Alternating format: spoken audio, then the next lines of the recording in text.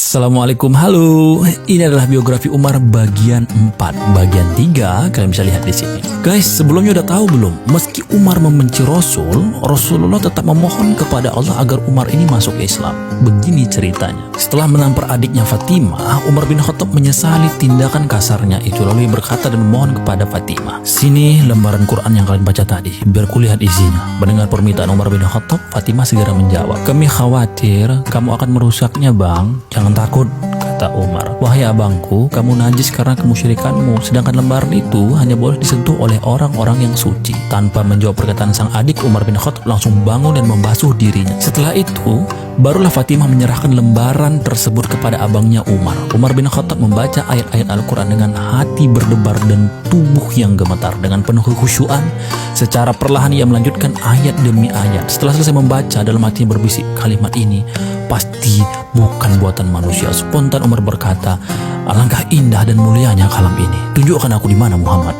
"Fatimah gak akan kasih tahu abang kalau niatnya cuma menyakiti Rasulullah," kata Fatimah. "Abang gak akan mencelakakan dia, Fatimah.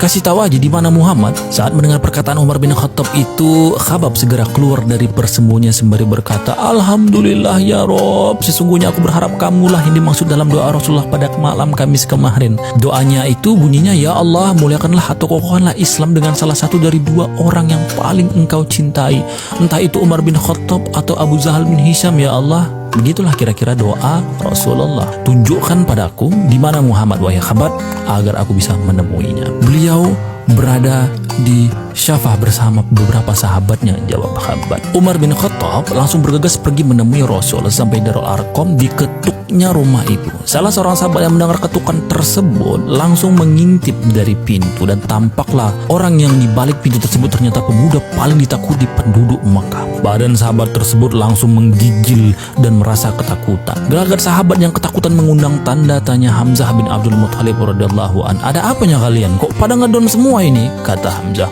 Sahabat itu menjawab, "Oh, Umar datang menyandang pedang." Saat semuanya takut, Hamzah santai aja karena Hamzah juga dikenal sebagai orang paling pemberani dan luar biasa hebat di Makkah. Kira-kira 11-12 lah sama Umar. Hamzah pun berkata, "Buka aja pintu itu, santuy.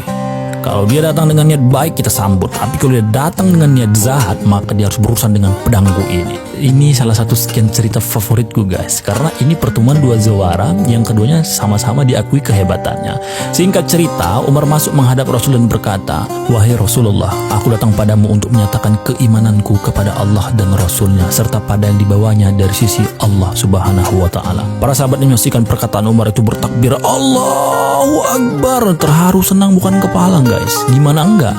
Sekarang Islam sudah punya tambahan orang hebat. Peristiwa itu terjadi pada tahun ke-6 kenabian saat Umar masih berusia 27 tahun. Ia masuk Islam 3 hari setelah Hamzah bin Abdul Muthalib memeluk Islam.